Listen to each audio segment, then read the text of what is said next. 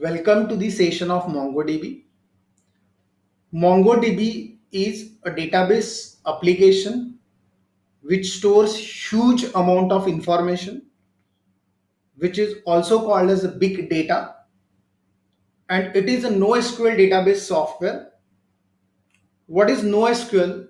NoSQL stands for not only SQL, and obviously it is an alternative to the traditional relational databases we use like SQL. In SQL, we create tables, and tables contains rows and columns, and even multiple tables can have a relation in between them. MongoDB is free, and its performance is much higher as compared to any relational database.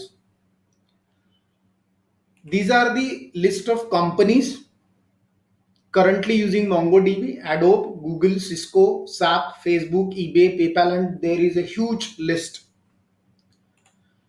What is the difference between traditional SQL and NoSQL? Traditional SQL contains table which contains columns and rows, whereas in NoSQL you can see something similar to a JSON, which is square bracket, and inside that there is different JSON object.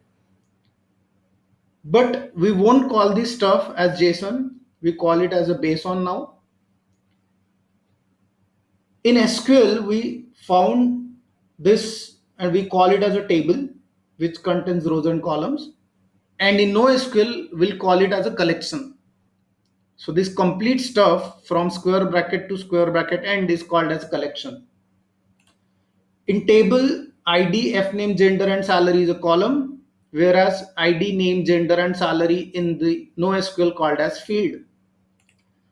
There are multiple rows and records, this complete row and this complete row, but while working with NoSQL, we'll call it as a document.